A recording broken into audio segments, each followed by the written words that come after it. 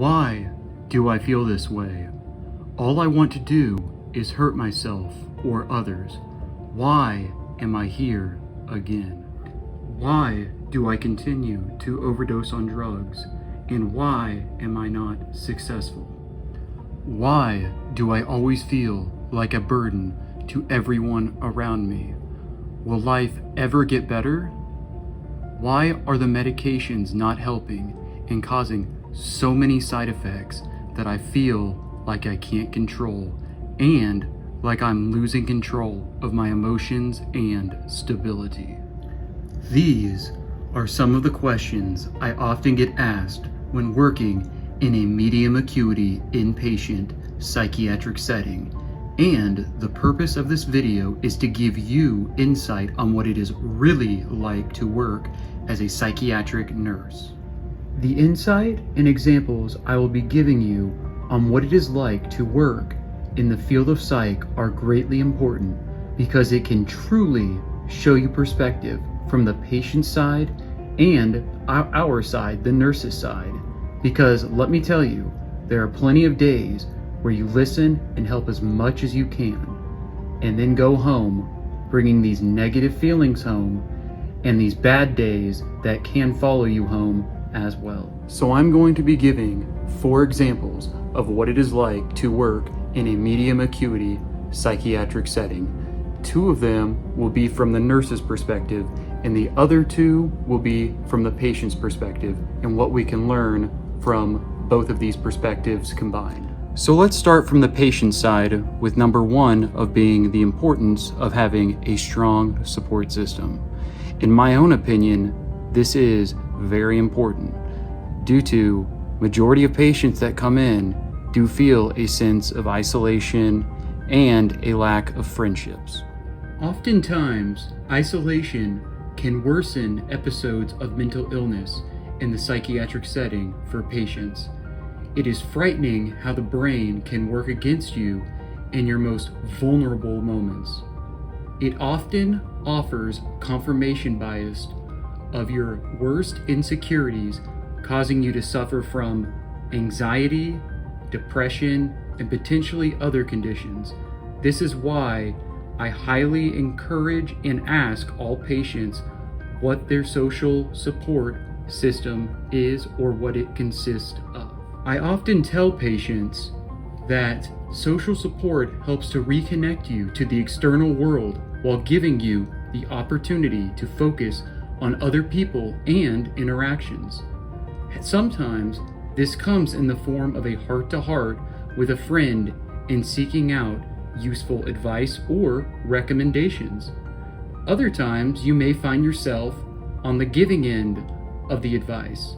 However, everyone is different, but the key, once again, is forming those bonds with others so when you are in those vulnerable situations, you have somebody to lean on. As a psychiatric RN, I often encourage patients, even when they are at their lowest, to attend groups or even exercise groups, because these groups will improve and boost their mood, improve their physical health, and give them the opportunity to interact with others.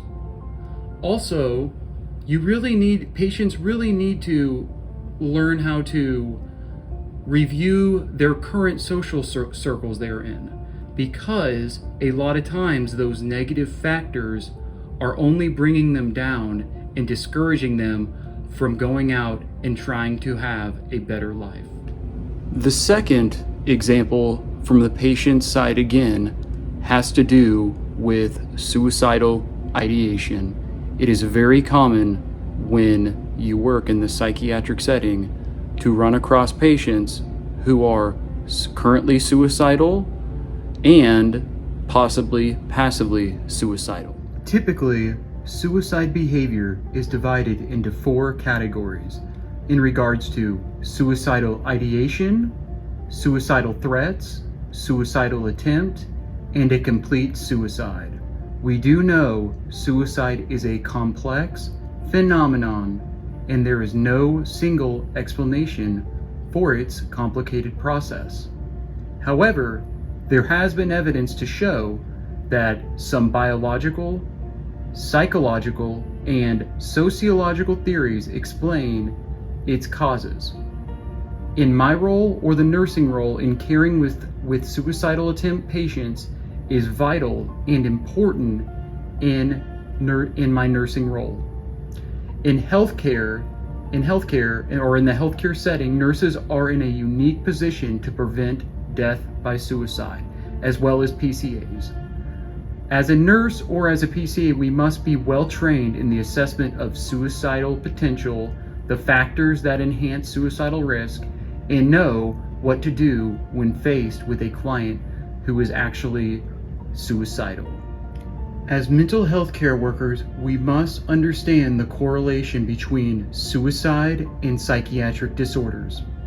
The vast majority of people who pass away by suicide, which is approximately around 85 to 90%, suffer from mental disorders.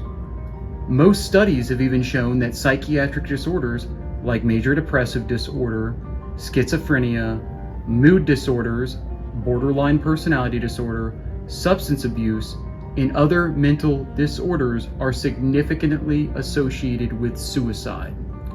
So correlations such as suicide and depression, suicide and schizophrenia, suicide and bipolar disorder, substance abuse and suicide, suicide and personality disorders, suicide and anxiety disorders, suicide and eating disorders.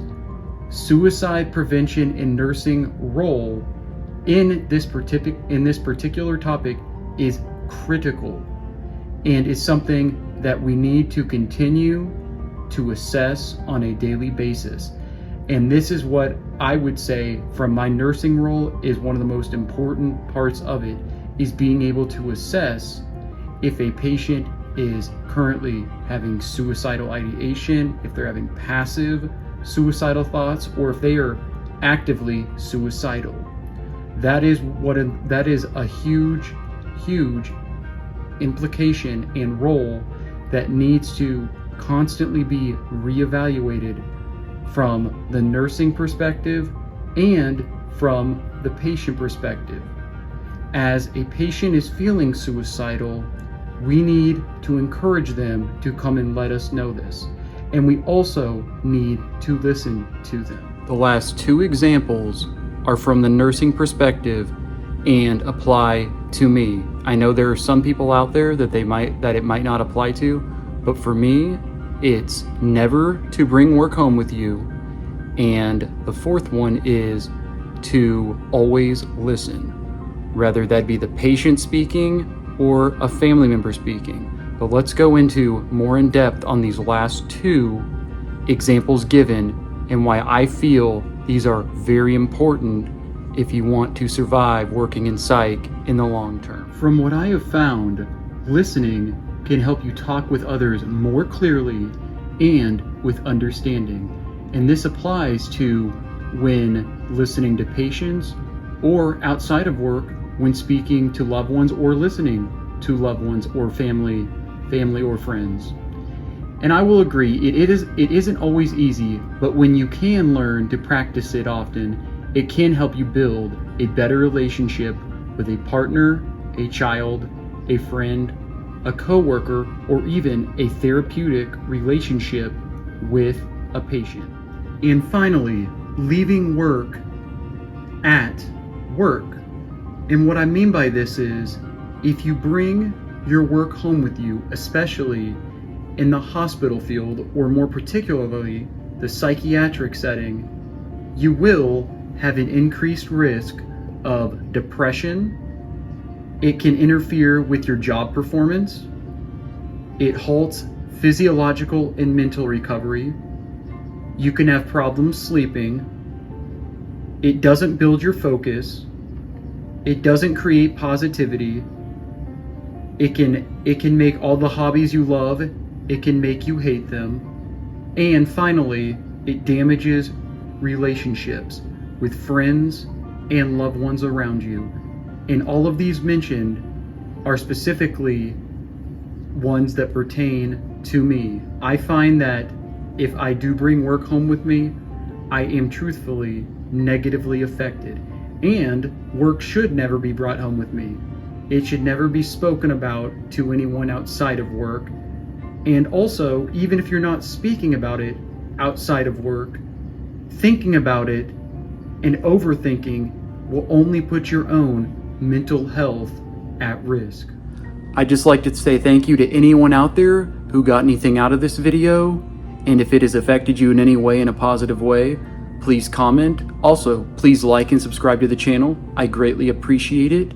I'm currently working on another project, and I'll give future updates on the community tab, which you can check out, which has just been unlocked on my YouTube channel. I will be putting updates out on that within the next couple days of this dropping. And once again, please like and subscribe to the channel. I greatly appreciate it. Leave a comment.